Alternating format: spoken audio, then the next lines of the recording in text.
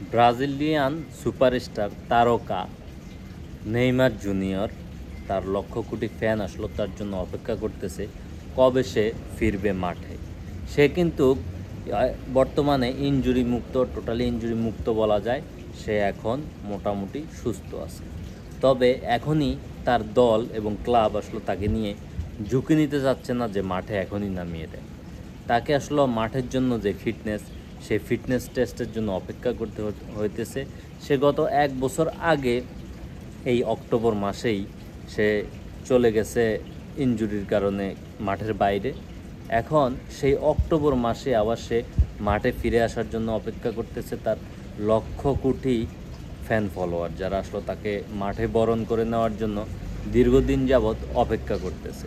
কিন্তু তার দল ব্রাজিল এখন চাইতেছে যে তাকে নিয়ে আসলে ওই ধরনের শঙ্কায় যেন না পড়ে, বা তার পুরা ফিট আসা পর্যন্ত অপেক্ষা যেন করে, তারা যেন ফিল্ডে না আনে। তবে এখনই শোনা যাচ্ছে যে সে এই অক্টোবর মাসেই হয়তো বা মাঠে নামবে, মাঠ কাঁপাবে এবং কি তার দর্শকদের দেখাবে।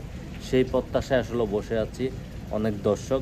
এখন তার ফিটনেস টোটালি ইনজুরি মুক্ত, পুরা ইনজুরি মুক্ত। আজকে বিভিন্ন নিউজ পেপার আমি পড়লাম এবং কি দেখলাম, ইন্টারন্যাশনাল খেলার নিউজগুলো।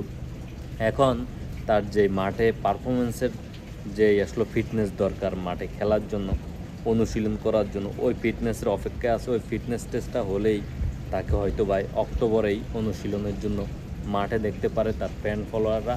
এবং কি আশা করা যায় সব কিছু যদি ঠিকঠাক থাকে, আগামী নভেম্বরে, অর্থাৎ নভেম্বর মাসে তাকে ব্রাজিল দলের স্কোয়াডে ঘোষণা করতে পারে তার নাম।